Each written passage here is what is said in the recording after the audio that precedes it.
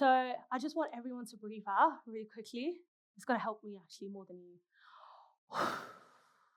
We've had a lot of people talking at us today, but I just want you guys to keep a sliver of attention for me, because I have an idea I'm so excited about. And not to be a dramatic, because this is really loud, not to be dramatic, I think it's quite revolutionary.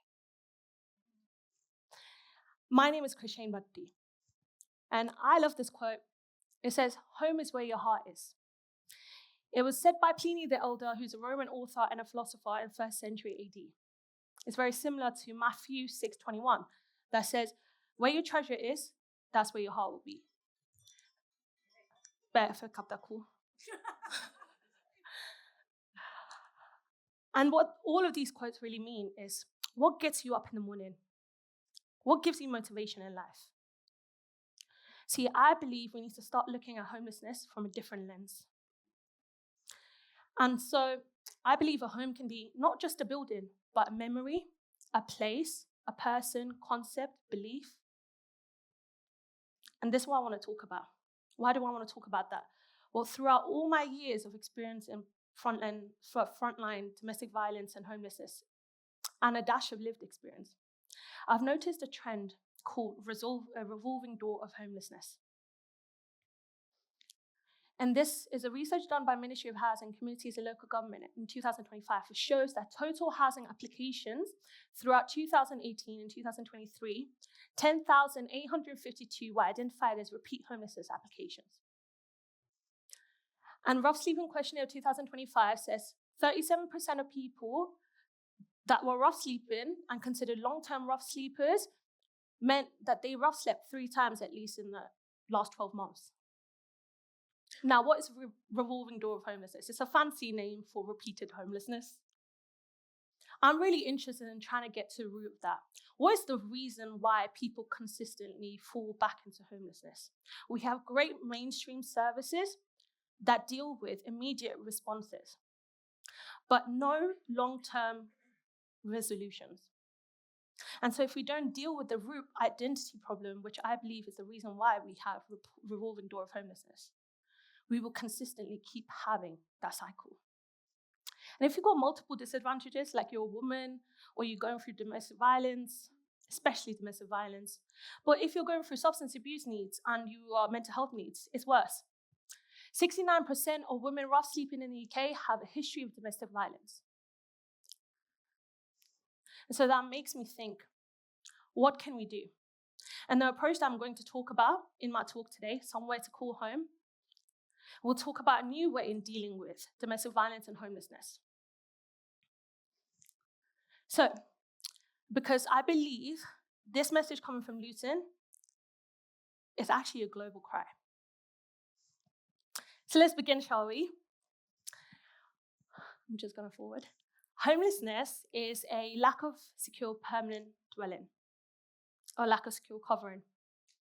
A lot of women or people who are going through domestic violence find it difficult to reach out for help if they are facing homelessness. Now, they may go and stay in cars to get respite spaces. They may go and sofa surf. Sometimes it's easier to stay with the abuser. In domestic violence, we see as physical, mental, emotional, financial, sexual, but for me, in my experience and the experience of the 7 voices, it's more a degradation of self, a loss of autonomy. You forget who you really are, and you then don't have an inability to actually trust yourself. See, I became a hermit. I did everything with my ex-partner, and he really became my identity, a sense of self. Even after everything else, I decided to stay, and it became to a point where I couldn't take it anymore. And I found myself lost. Where do I go from here? See, my life was hunky-dory. I went to a good uni, had a strong connection with my friends and family, had financial stability, had a good job. So where did I go wrong? What was it that made me end up in this? I prayed every day too, guys. What made me end up in this? Well, I realized it was actually something deeper than that. I was yearning to get back to my old self, but I didn't know what my old self was anymore.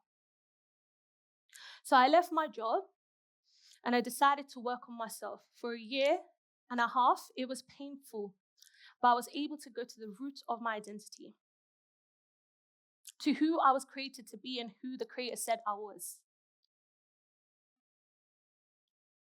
And this helped me gain stability.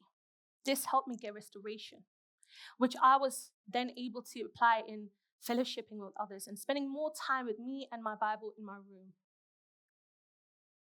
It was then I found other people in my church who were going through similar circumstances. They were suffering in silence. They didn't know who to go to, where to go to, or how to get help. Paying penance.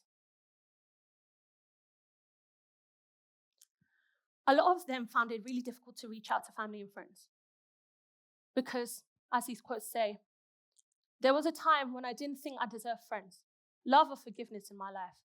This led to depression. I didn't want to shower, eat, or look after myself. What was the point? I didn't even think I should be alive. Another respondent says, yes and no. I feel like I'm thinking too much.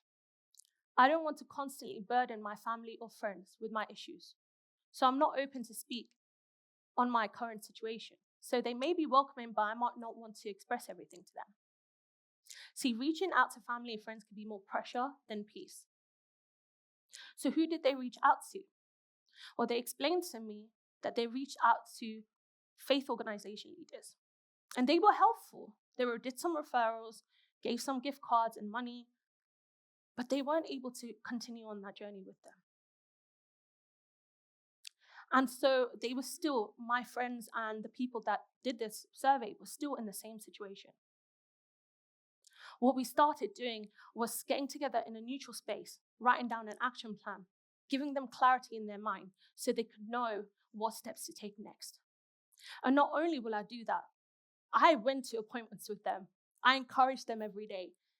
But then I started becoming jealous because I was in my room by myself and no one did this for me.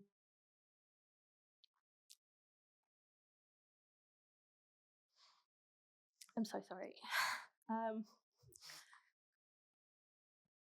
was in the room by myself and no one did this for me.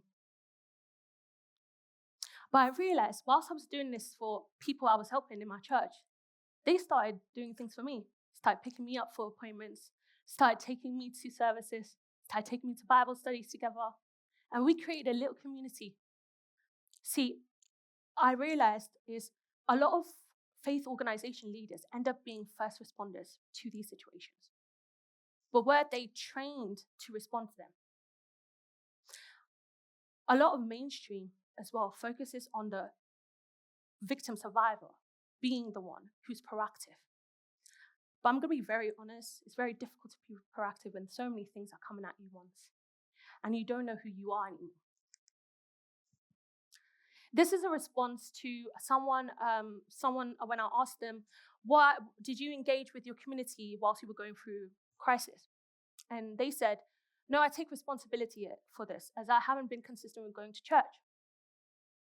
Guilt can not only lead to you not engage, but can also reiterate you not wanting to engage.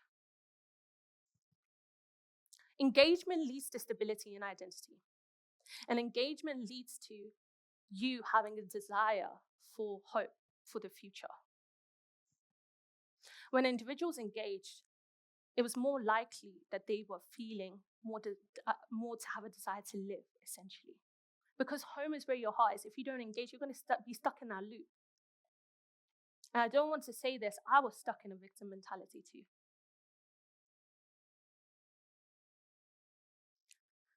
Now you'll say, why can't just normal mainstream services do this? Why can't professional psychology, like counseling services do this, support services? Why can't I just give someone a house?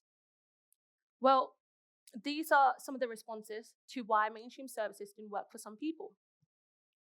I felt I couldn't speak on my faith as openly as I know I can or could if it had been faith-based. The process for support takes so long, and then when contacted, the support is minimal and left up to you to do. Didn't help, was a waste of money. The last one is a bit too much. And I just want to reiterate this. From my experience, I find mainstream support services, they regurgitate trauma, and then you are left alone to deal with that trauma, which you try to leave behind. And most importantly, we don't have enough people, nor resources or funding, or staffing to be able to deal with the people and the rising levels of domestic violence and homelessness, which is happening to younger and younger people each year. So what can we do about this? Well, I have a little different approach. What if the greatest resource nationally, and especially in Luton, is not funding, but unlocked doors? Now, if you give me a second, I'll cook a little bit. I know it doesn't make sense right now, but give me a second. Our 3-step solution is training, relationships, and safe spaces. Training focuses on making the faith organization leaders being trauma-informed, in being able to tackle the safeguarding processes. So if they come across someone who's a service user, or come across someone who's in their service that is going through this, they're able to identify it and they catch it in prevention and not just crisis. Because mainstream services are great at that. But crisis intervention does not help you in the long term. And so trauma-informed training, Hiding Plac3 is creating a 2-box kit for organizations in Luton that are faith-based to be able to use to spot the symptoms or spot the signs of someone facing homelessness and domestic violence. And we aim to distribute this around Luton. Relationships is basically what I did with my friends at church. Someone to walk alongside someone who's facing homelessness or domestic violence. To go appointments with them, to encourage them, to be a friend. Because these both things lead you to having no friends. Trust me, I know. And we can have a allocated number of people that can choose to do this in different faith organizations. We have so many in Luton. People with lived experience and professional experience, or sometimes both. This will help people get integrated in community again, feel stability and a sense of belonging that can lead to identity restoration. And safe spaces, well, I want to read these 2 quotes out before speaking. These are 2 responses talking about a safe space. A safe space is a place that's naturally welcoming, filled with people with either lived experience or what you're going through or been through, are genuinely empathic to your situation. People who are extremely intentional to help create an environment that welcomes and encourages you to be your authentic self. Another person wrote, knowing a safe and rapid organization that helps the needs of that person effectively without them having to have many resources themselves, as we usually don't. And that is true. When you want a respite space from the chaos that's going on at home, or if you become homeless, you really don't know where to go. See, in my previous role as a homelessness, rough sleeping, and substance abuse specialist in a North London borough, I set up satellite sites around the borough where rough sleepers were able to come to me and able to maintain engagement that gave them a lot of positive outcomes of their housing application. But not only that, people who were digitally excluded, especially those who are going through domestic violence, we can keep a welfare check on them if they come to these safe spaces. If we were to have safe spaces around Luton in every faith organization where anyone can go to when they're going through a crisis or even when they need a space, they'll be able to think outside and actually get clarification in their mind to take a next step, or maybe be able to engage with someone that could help them practically. To end with this, I was going around and I asked some people, what does faith mean to them and how it helped them in their crisis? This one person says, I lean into faith. I have people around me that genuinely care. I know my past is forgiven.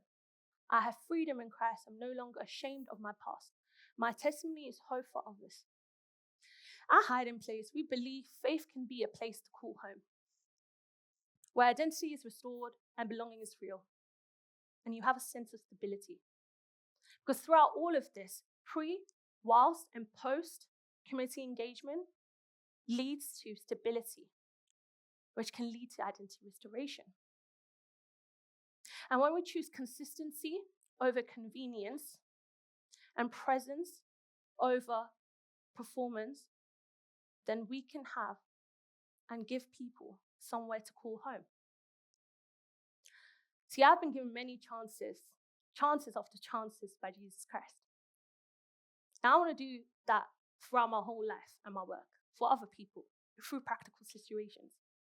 And why do people say, do I want to do this in Luton?